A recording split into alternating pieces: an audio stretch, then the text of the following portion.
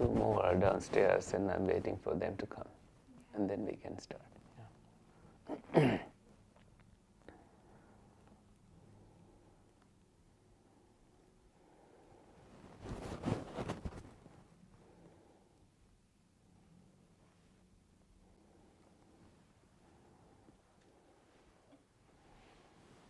Yeah, please close the door when you are in. Okay, should we close the downstairs door? Yes. There's someone else who may be coming, but we can tell her to ring the doorbell. Bushin is downstairs, he may open the door, one of us can go, because people's bags and items are there, so we will close the door. Okay. Yeah.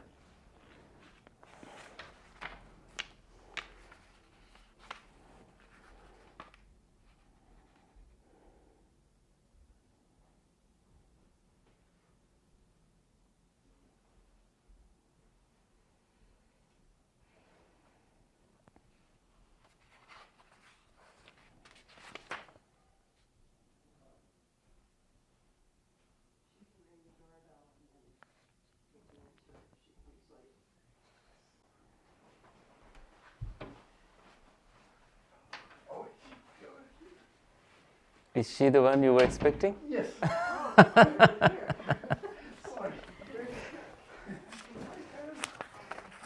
She can appear and disappear anytime from any place.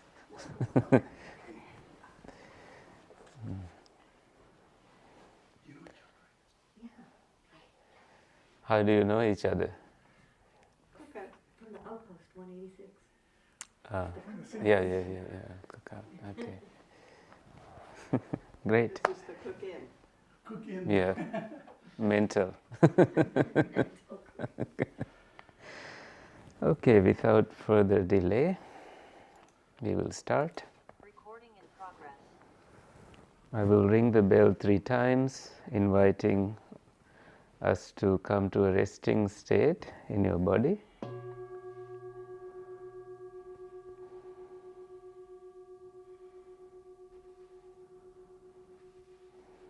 It's a cold day and we need some warmth.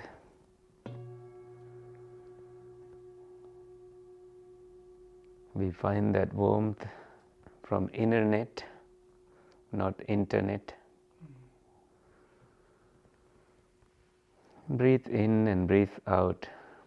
With this last sound that you hear, you are transcending any worries from this day, this week.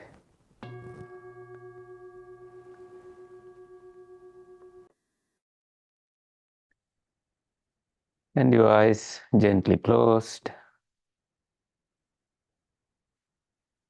back straight,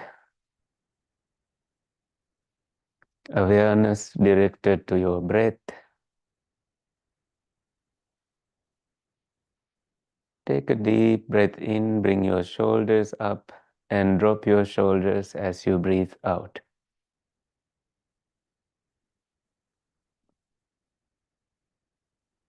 Let's do that 3 more times.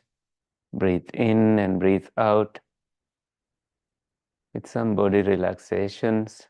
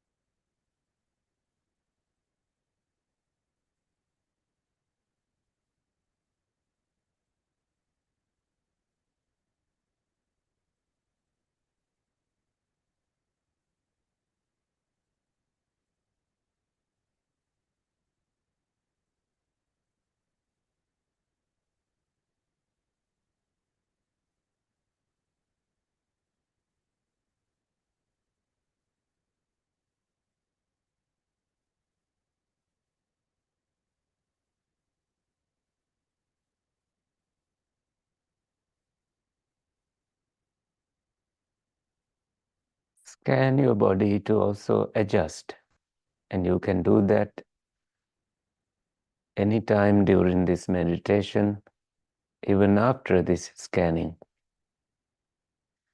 It is very important to relax bodily and have no pain, no numbness, so that your attention remains directed to your breath. So we will bring a pleasant smile to your heart, to the lips, to your mind.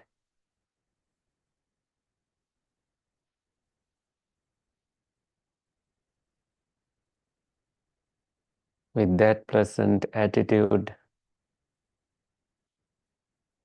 you spread that across your face. Your countenance is serene.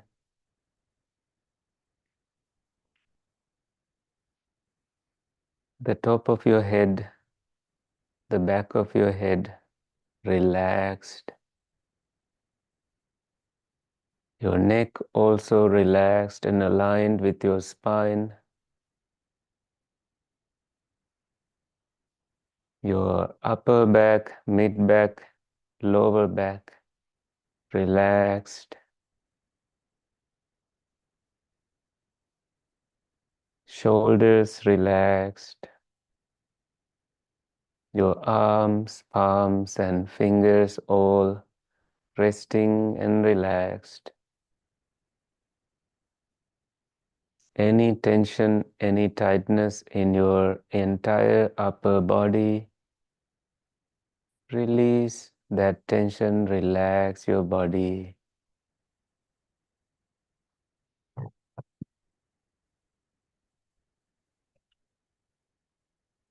Your attention may naturally go to your breath, but continue to relax your knees and legs, shin bones. You are getting deeply rooted to the ground below, not very much moving unless you have to. And when you move, don't judge yourself. You are doing an act of loving kindness to yourself. Same goes for scratching your throat, anything else your body demands from you.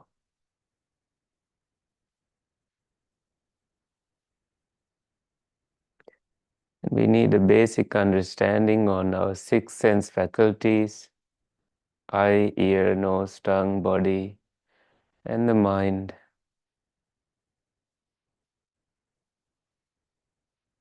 And external sense objects: seeing, hearing, smelling, tasting, physical sensations, and thinking. And six classes of consciousness that interact with each activity: seeing activity, hearing activity, and so on. But now, since your eyes are closed, eye consciousness does not manifest. Ear consciousness occasionally arises. So your nervous system, sympathetic nervous system, begin to relax, and the brain begins to experience coolness. And smelling, tasting also are not happening now. And when the body is relaxed, not many physical sensations unless you pay attention to them. Thinking is wholesome this time, therefore there is nothing to worry about agitations. If any negative thought arise, let them come and go. You are not doing it, it's happening. And the next gateway to tranquility is letting go of past and future, coming to what is happening now. And we will choose the breath that is happening now. The breath that has no color, no shape, and continuous presence, here and now. So mindfully you breathe in and mindfully you breathe out. Don't worry, this is guided. Anytime you are distracted, you come back to your breath.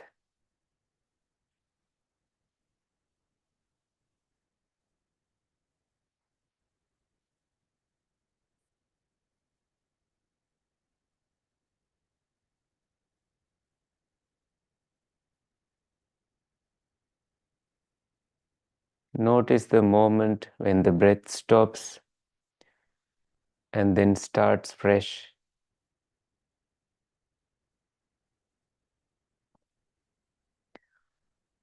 Starting and ending of the breath with each inhale and each exhale. 4 places to notice,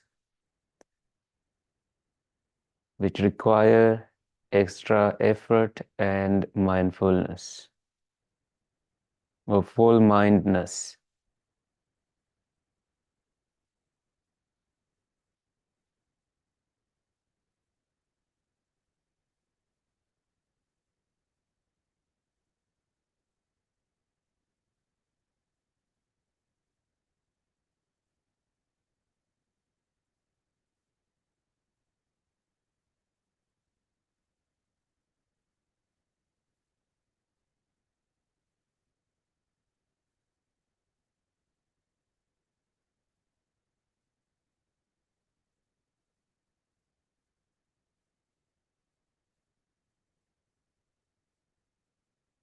Now drop the 4 points and come to just sensations of the breath.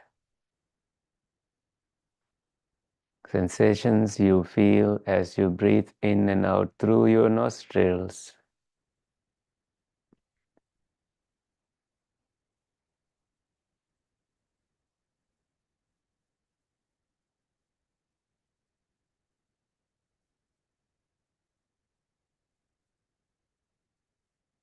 Now notice what is moving. Your shoulders are moving with each breath.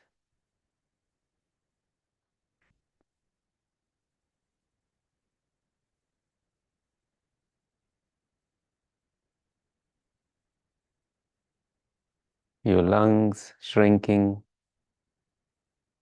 and expanding.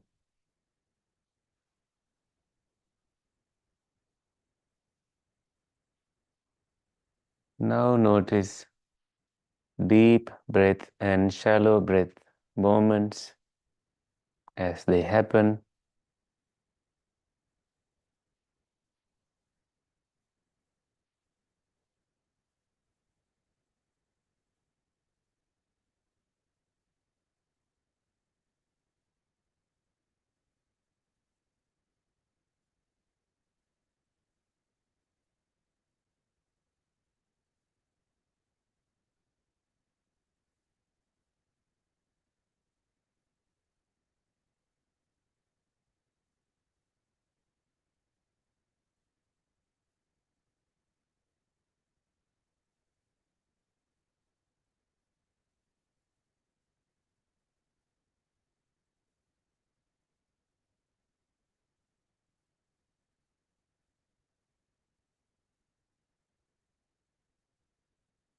Now notice tranquility in your body as you breathe in and breathe out.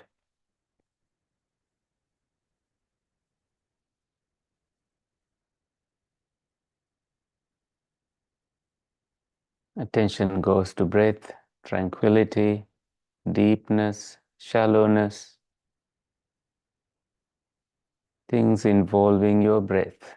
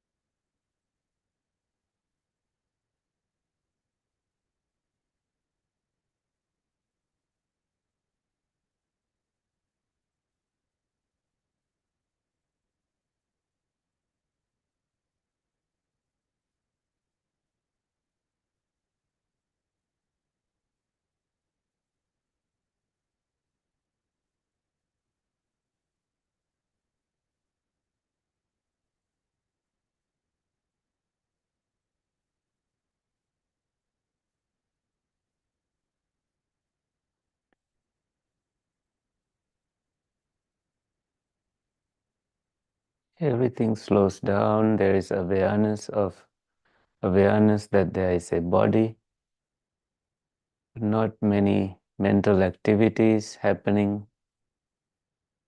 involving the body. So you let the body be and connect with the space around you, space beyond this building, space in the sky,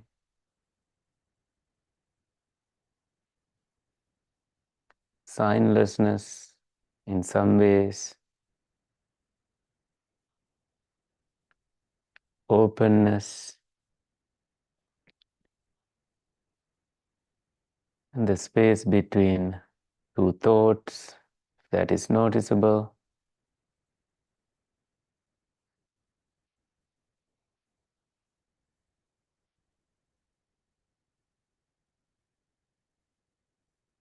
Luminosity of your own mind, the radiance. Connect with any of those sources of being. Those are free from doings, just being.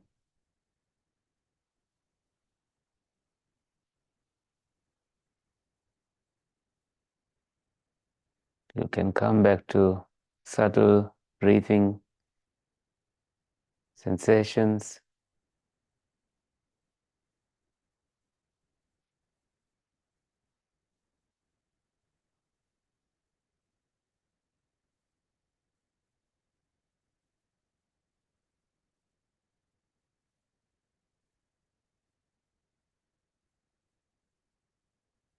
You have come home to this moment.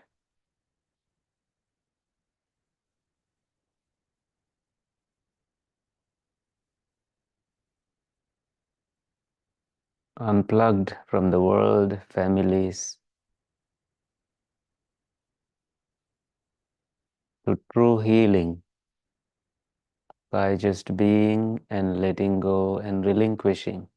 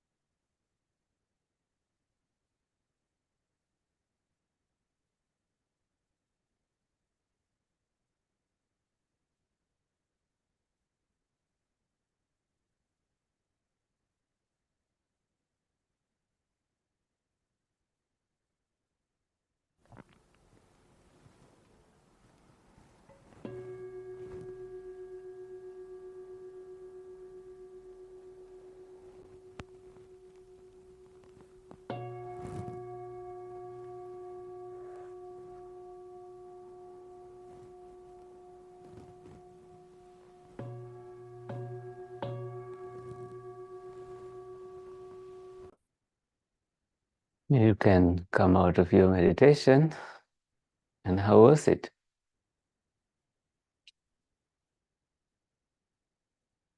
Were you able to follow? Great. Were you there when I said you can leave the body here and then connect with the space? Was it easy? Distracted. You were distracted? Yes, that can happen.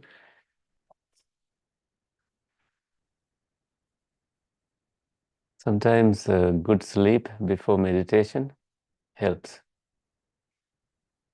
so that your body is really well rested and you can easily connect with some energy that's very stable in your body, like a nap. And the mind is very quiet out. It's easier. Yeah. How was it for you? I also felt very distracted by my thoughts, and disconnecting from my body felt like tunneling into the thoughts and giving them attention that I usually don't by distracting myself with motion.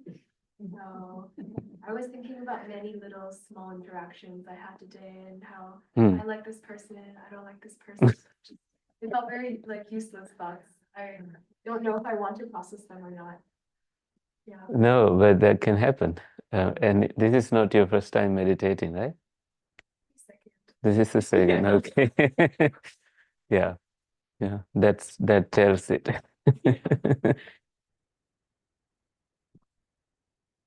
Thoughts, as I said in the meditation, we have these six ways we get distracted. Thoughts are one of them. And we keep coming back to the breath, and that way there's something for us to do instead of thinking, because thinking is something we do all day as long as we are awake. And it's okay, not all thoughts are bad. Thoughts will disappear on their own without us doing much. And I think one thing you did was like people that you like or dislike. So there's a great opportunity to notice loving kindness there. And it's not a great place to begin um, loving the ones that you dislike. It's best you begin with yourself. And then gradually go to people you love. It's easy to love them. And then go to neutral people. So you change the form of your focus of your meditation to loving kindness here.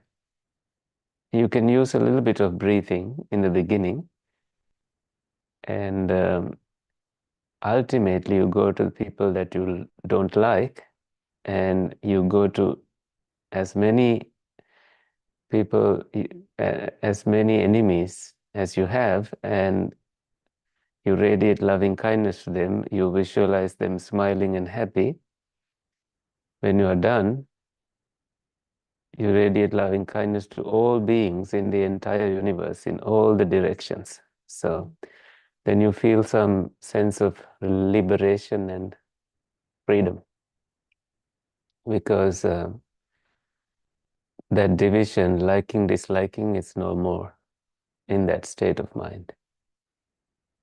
You can see how much work it takes to really find, to even think, I like this person, I don't like that. Instead, we choose to just, let that liking, disliking go, and just, I'm sending loving kindness wherever it is needed. That state of mind, which is also a mind that we experience sometimes, but not something that we always have. So cultivating that can help, cultivating that mindset.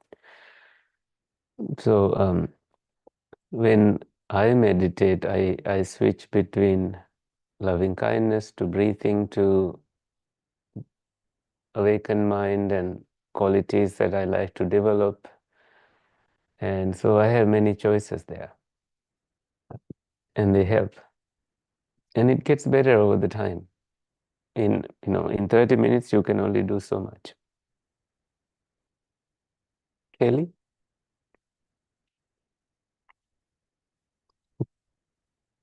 Have the pretty easy to let go of some of my thoughts that I've been worrying and stuff. In the very beginning, because I said that with the bell? Or that did? Okay. Yeah. Good. Yeah. So you didn't have the problem that Virginia had. Oh, it's not a problem. It's just the work you did, right? Yeah. See, what we try to, we are beings who do things. So we try to actively do things in meditation. But toward the end, we discovered that we can just be. Yeah. And for me, I didn't want to come out of the meditation. I wanted to stay. I felt great. Anything else for you? Sometimes I do feel a little bit like temptation to start strategizing about things I have to do. Yeah. Because I've gotten rid of that. And then it starts to go to, oh, I have to do that thing. How should I do it? But I was able to just kind of like not do that. Just Yeah. One. Yeah, we need to unplug and just be. And then I think the strategizing gets easier. So, yeah. Otherwise, we don't have a pause, like the curtain between all the other things that are happening in life and what we really want to do. So life becomes a little bit easier that way. Maggie, anything to add? Anything you want to say? I also agree that I didn't want to come out of the meditation because I found that at first it was hard to let go of my thoughts, and then I focused on my breath and I found I wasn't thinking.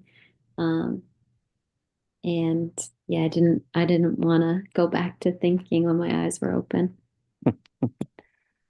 You and I were doing the same thing, kind of in the same states. Very good. Mhm. Wonderful. Yeah, I could no longer give the instructions. I had to pause. I had to just let you all do it, figure it out. I thought, I didn't have to say much. I didn't have to force it. So wonderful. All right, we have something to read, discuss today. Could you please give this to, uh, actually, this set? Yeah. This is not a big subject. What Buddhism say about illness.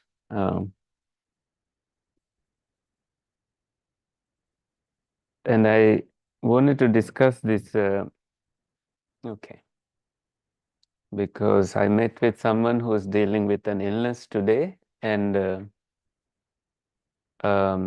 fear of what may happen seems to be the driving force of their life right now.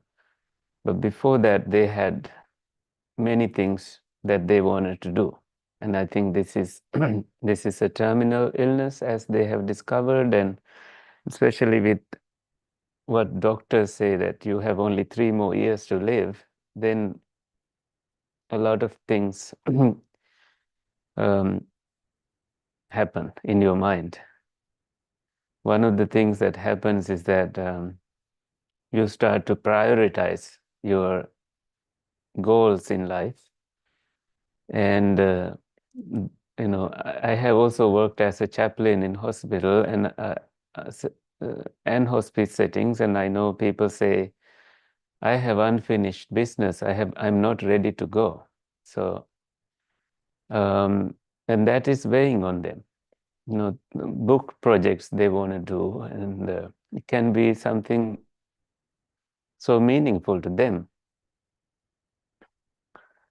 And degrees they like to, finish, like getting a PhD so that they can be proud, or moving to a nature location, some place where there are trees and nature, not the building they have been living in. And they are all important, but when you get that news, it starts to control our life. And sometimes some people feel a relief knowing that they get that news, and now they can finally think about the closure for their lives. So with that comes a sense of relief. Um, and sometimes some people can continue to live, beyond the 3 years period. They continue living 20 years, 30 years. And how is that possible, right? So that is quite possible, and I believe, to the person who came to see me today, I said, if they didn't have a consistent meditation practice, in this case, this person didn't have one. So I encourage to have a good meditation practice. And I see benefits of that in my life. And it gets better as you do it. And your awareness gets refined, or your focus of life gets, you start to live life with wonderment, gratitude, appreciation, and you can start to sense the silence in nature, how slow things are, and appreciate nature in color changes and all the fluency of silence coming from trees. You can start to be be with the trees and nature. So every second becomes a magic for this kind of mindset. So let's talk about illness. What does Buddhism say about it?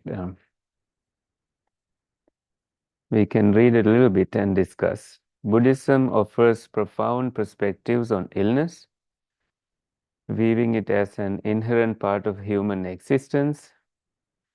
Here are some key insights. Number one, illness as a reality of life. Buddhism recognizes illness as one of the inevitable forms of suffering, dukkha, along with aging and death. The first of the Four Noble Truths states that suffering is an intrinsic part of life, and illness is a clear manifestation of this truth. But this doesn't mean that life is suffering. There is happiness also in life, but there is suffering and the way to overcome it. And meditation has answers how not to suffer, how not to mentally suffer. Physical pain can occur, but suffering mentally doubles that pain. And meditation insights help us to unwrap these mental pains, especially unwrapping or understanding fear as a mental construct and fear of getting sick or fear of what may happen when you get news on terminal illness. What may happen to you, what may happen to your families and all that. So that can be deconstructed. Number two, the concept of impermanence, anicca. Illness is seen as a reminder of the impermanent nature of all things, including the body. Understanding this can help reduce attachment and fear, fostering a sense of peace even in difficult times. Knowing that I knew this could happen, it's not that something is wrong with me, it is that something is right with me and I am subjected to illness. And then number three, some people think that it's past karma that influences them, karma and causes. While some illness may be seen as a result of past actions, karma, Buddhism does not promote a fatalistic view. It emphasizes that current actions, including cultivating a healthy mind and body, can influence one's well-being. For example, famous actor Matthew Ricard? No, not him. He's a monk. So there's this actor who was alcoholic, and he ended up dying, not living the full lifespan. So that's karma. That is kind of a choice they made to drink continuously, and finally they could not control it, and as a result, they faced early death. It's a choice. It's karmic. It's karmic in that sense that it is action that they chose that led them to that inevitable result. So that's how karma can be understood. Not everything that we experience now is based on past karma, because we also experience life. Unlike people who are sick, who are dying, we experience life. We are healthy, and that can be a great thing that we can celebrate. And mindfulness and healing, number 4. Buddhist practices like meditation and mindfulness encourage awareness of the body and mind, prompting a compassionate and non-judgmental approach to illness. These practices can help alleviate the mental suffering often associated with physical illness. So when the Buddha got sick, he asked monks to chant 7 factors of awakening. One of them is mindfulness. Just be mindful that you are sick, of course, but your mind is not sick. So we kind of have this separate sense that the body is sick, not the mind is.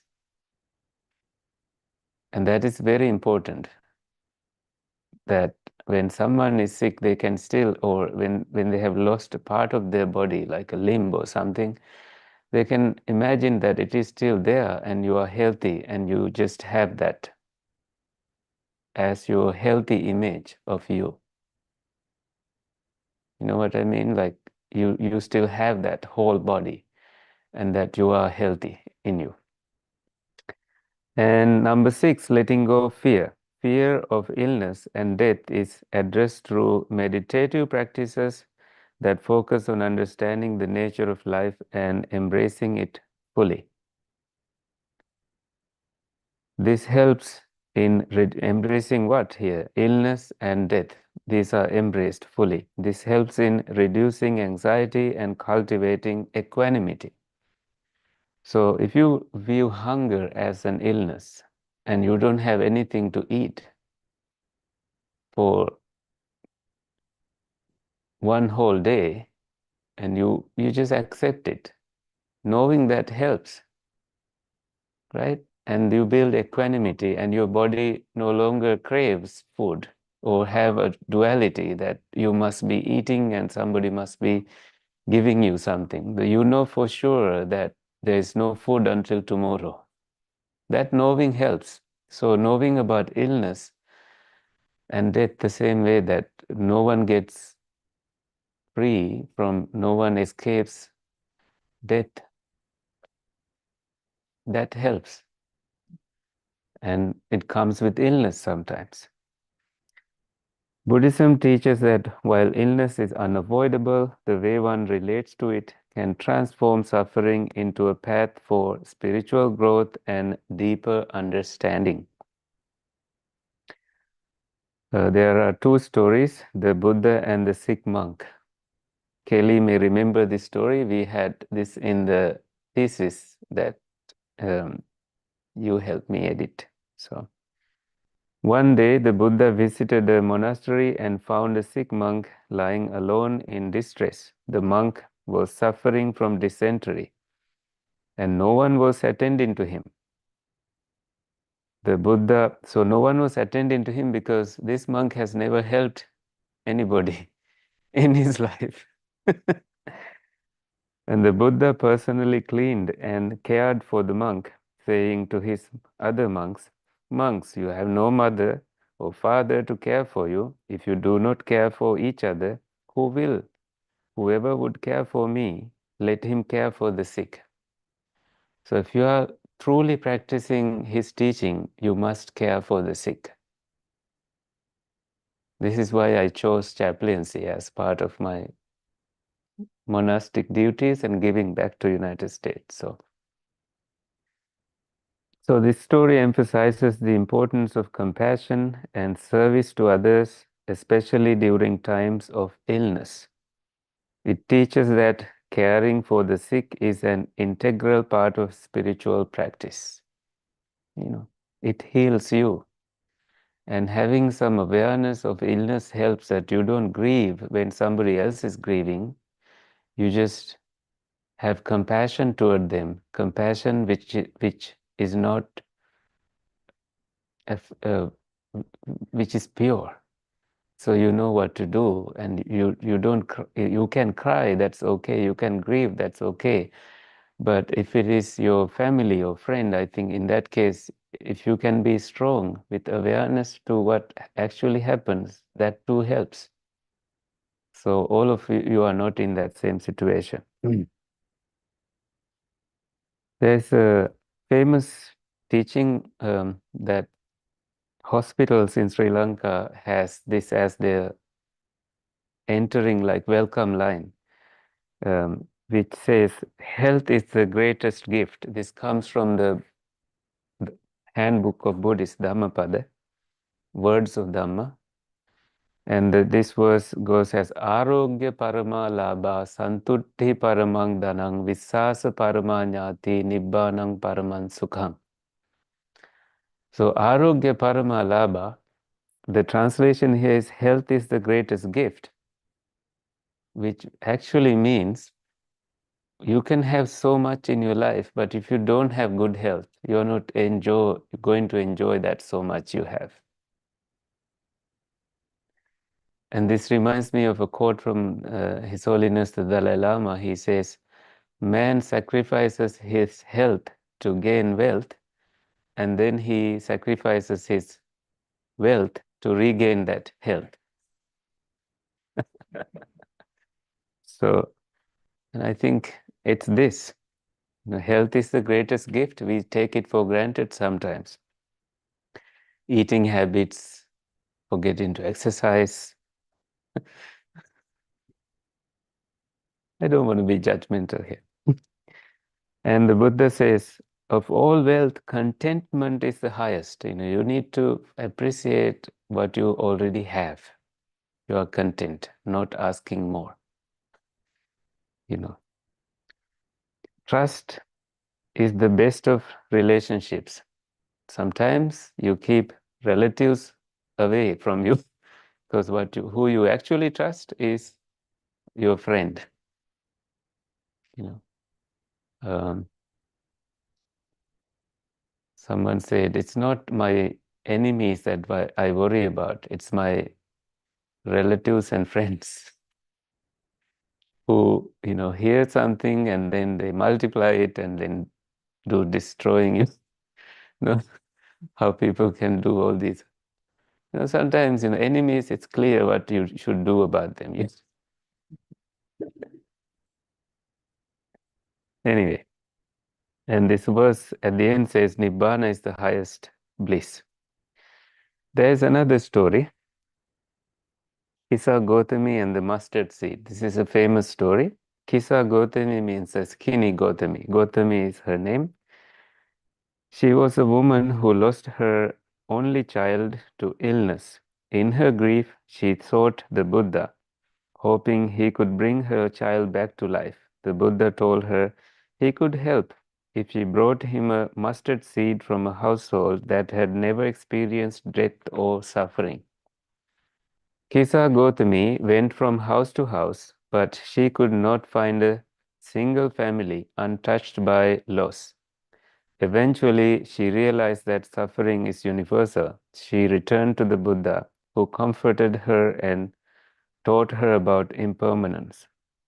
So, when she was mentally not in a right place, the Buddha knew that she did not have the mindset to understand the teachings. So, she had to do that other thing to come to reality and then finally listen to the teachings. And this story illustrates how understanding the nature of suffering and impermanence can help one cope with personal loss and illness. There's another verse. This is Dhammapada 287.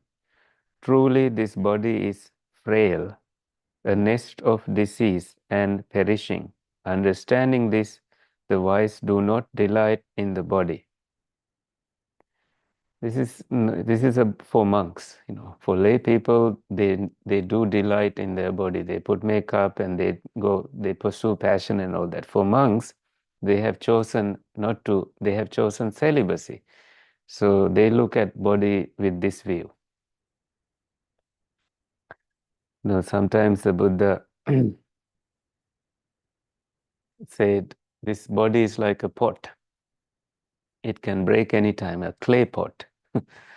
And he's preparing monks to the inevitable with that statement. Kumbhupamang kaya mimang viditva. This body is like a kumbha color. Is that a word that you knew? Yeah, kumbha, like a clay pot. Yeah. And next I have these other things that I've added. I'm not going to read, but I will just briefly mention that the Siddhartha Gautama, he was brought up as a prince, so he was kind of away from the problems in like human life. But when he saw first an aging person, it was a thing that awakened him. Like it's almost that he has never seen a person that old. He didn't know that that could happen. His parents were young. All the people he saw were young. His father didn't want him to see any elderly person, really old. So he didn't see them that, he thought that's not possible. I don't know how someone could live 29 years not knowing that, but apparently seeing this person really old, it was an eye-opening experience for him. And then he saw a sick person who couldn't get up, who couldn't move, who couldn't clean himself, who was lying on his own filth and excrements and vomit. This was an eye-opening sight for him. And then he saw a dead body being carried away. This he thought, this is a message for me. And then he was looking for a way out. And then he saw someone who had, become a monk, who has chosen to live a life of simplicity. And he saw, oh, this must be the way out. So illness, that way for him, was a messenger. And when the Buddha was sick, as I mentioned, toward the end of his life, he suffered from dysentery. And in one episode, he told Ananda, his attendant, even though his body was weak, his mind remained unwavering. He advised his followers to rely on the teachings as their guide after his passing and to cultivate self-reliance in their spiritual practice. The Buddha's response to his illness demonstrates the core of Buddhist teachings on mindfulness, equanimity, and acceptance of life's inevitable suffering. So, one last teaching. By oneself is one purified, by oneself is one defiled. No one can purify another. Purity and liberation come from within. Okay, so that's all for today. Any thoughts, any questions, anything interesting?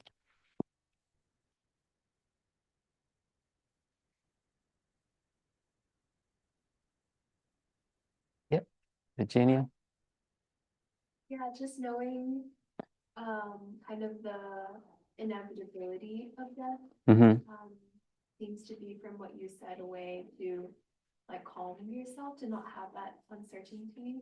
But for someone like the person you were talking about who doesn't know how far away death is, or if it's a near term thing, how do you overcome the uncertainty in the near term? Like, am I going to die soon or not? It's not about someone who is sick, about someone who is not sick also. The only good prediction about the future is that the future is uncertain. So worrying about it doesn't do any good to us. And understanding the true nature of the mind is to understand that worry is a waste of time. And that is how I would guide that person. And we will have continuous meetings and encourage new perspective of what is here and what life means to them now and how best they can live whatever the time they have and use the energy never to worry, but instead to cultivate great things like loving kindness all the way. And that this person was actually choosing a specific date to unalive themselves. And that is uh, something that I will continue discussing with this person and to discourage that idea because of the fear that is driving them to be this way. That they compare themselves with another person who has similar illness and that this person doesn't want to be the same way as that other person. So there's so much controlling which is not healthy for us. And there's a lot of thinking here, and that is also not necessary. The right mindset is to live your life taking one day at a time. And what needs to be killed is something in us, not all of us, not the whole body of us. So I would ask this person to continue living and finding answers by living life.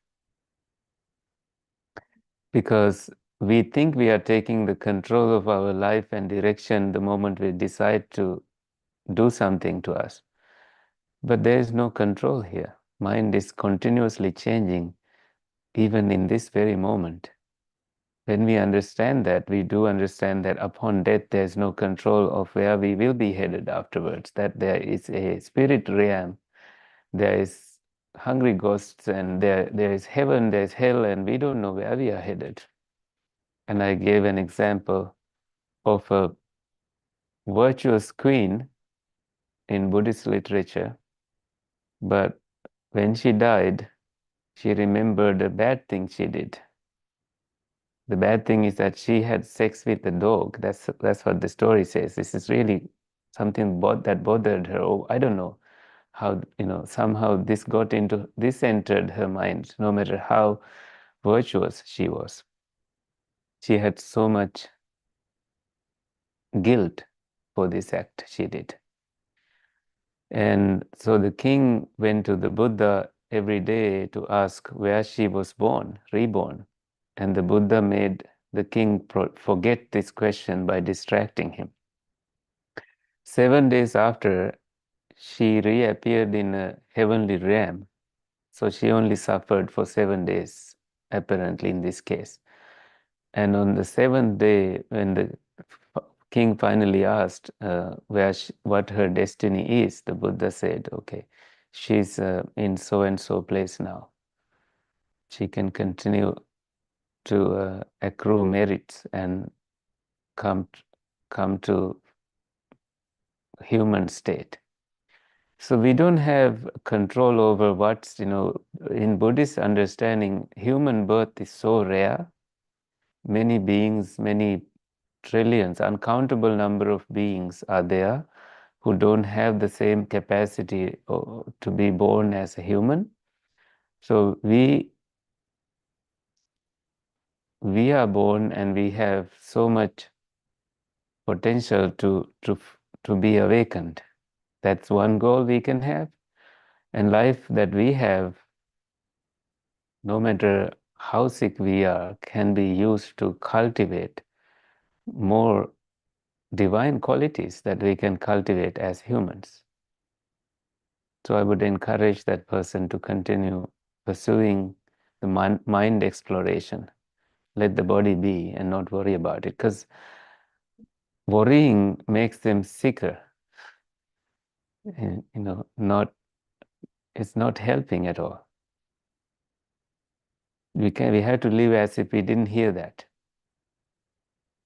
And that's why I think preparation now helps, having a consistent meditation practice and continuous awareness cultivation and knowing how to deal with illnesses.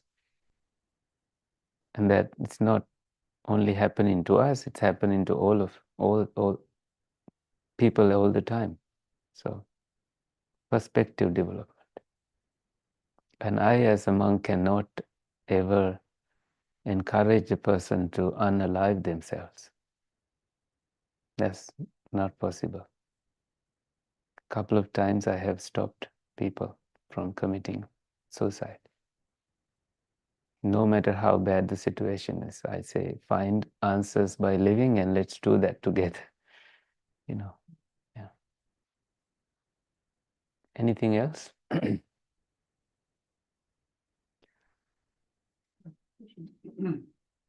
So human life is very precious.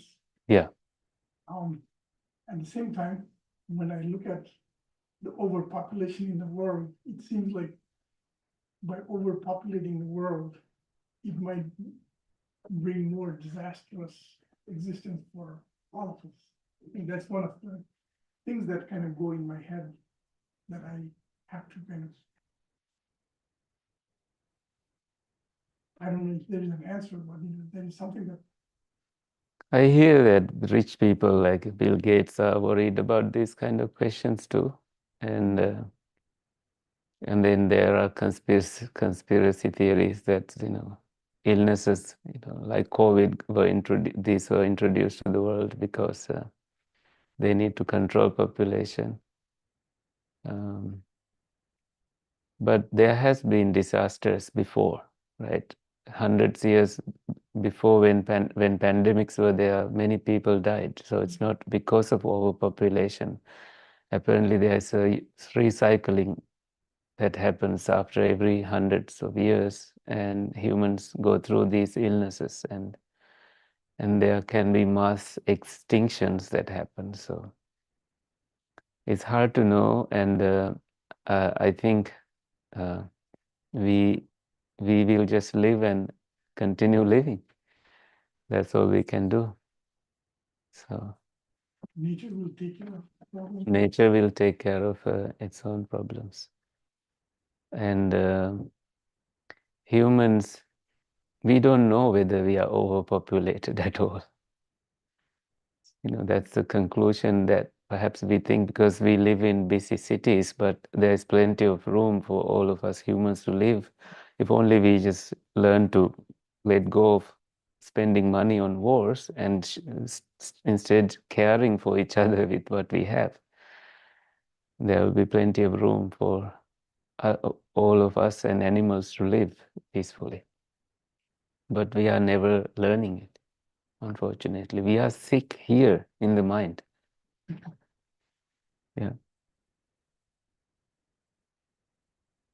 Maggie, anything else? Anything to add? Okay, no. Are we good? Okay, let's share merits. Please join me, join your palms together and join me with this wish. May suffering ones be suffering free, and the fear-struck fearless be. May the grieving shed all grief, and may all beings find relief. May all beings share this merit that we have thus acquired for the acquisition of all kinds of happiness. May beings inhabiting space and earth, devas and nagas of mighty power, share this merit of ours. May they long protect you and protect the teachings. Sadhu, sadhu, sadhu. Okay, good night, everyone. See you next time. Thank you for coming.